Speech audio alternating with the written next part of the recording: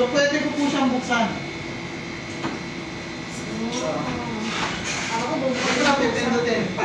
Pwede naman po bubukas ng pusa. Maglalagay tayo ng alpator dito. Pwede po yan. So, iniingat po kayo na... So, hindi, kailangan niyo po pag-aralan yung basic. Kasi kapag hindi nyo magigets din po ito eh. Pagkamad kang gumising. Ano? Ganun din po, ginawa ko sa bahay, para nang sa ganon, halimbawa, tamad na ako pumunta doon sa baba, para i-switch off.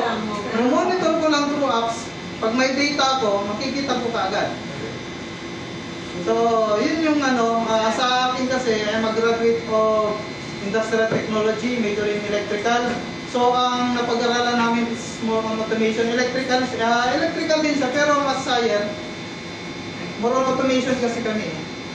So, yung control, pwede namin i-program through computer. Pwede. Ang galing, oh. So, ito, kailangan nyo, bigyan nyo po kayo para pag-aralan nyo muna yung basic concept sa electricity. Opo.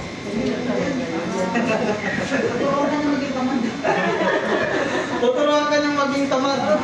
Huwag lang, magpabulot kayo ng ngipin, hindi nyo makokontrol. So, pero pwede nyo naman kontrolin manually. So, may switch po dyan. Pwede kong kontrolin dito, pwede kong kontrolin. Hindi naman pwede na naka-automated lahat. Kasi, maaaring mag-fail dito. Halimbawa, may na yung internet, hindi mo na may-on. So, anong gagawin mo ngayon? Kailangan meron pa rin manual. So, halimbawa, ito, patayin ko po ito. So, hindi ko na makontrol. Ang gagawin ko ngayon, pupunta ako doon sa pinaka-manual switch niya, pipindutin ko lang po yun. Pag nanakaw yung cellphone mo, makukontrol niya yung... Palitan mo yung password ng Gmail mo. Ganun lang po yun. Yung Gmail mismo, papalitan mo po ng password. Pwede naman, halimbawa, lahat sa bahay niya may mga ilaw kayo. For example, tapos lahat ng ilaw nyo, pinangalan nyo doon sa mga kamag-anak nyo. Pwede. Halimbawa, palitan ko yung pangalan dito, di ba ang pangalan ko lang? Ngayon, palitan ko naman ng... tingnan natin kung makokontrol natin. Ibig sabihin, sir, pag kunyari nagmamadali ka, nakalimutan mo i-switch. Palitan ko ng Abik yung pangalan niya. Pwede mong gamitin yung cellphone mo. Abik.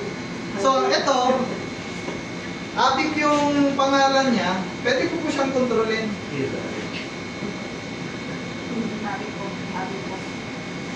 Hey Google, Abik on.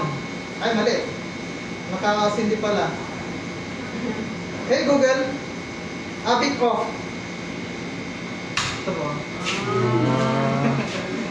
Depende po. Napapalayo na yung topic natin. So, yung pinakapakay natin, Sir, pwede i-skip yung tapos yan na lang po kami. actually, mas madali yung connection niya kumpara doon sa ano. Yun nga lang, pinapakita ko lang sa inyo para at least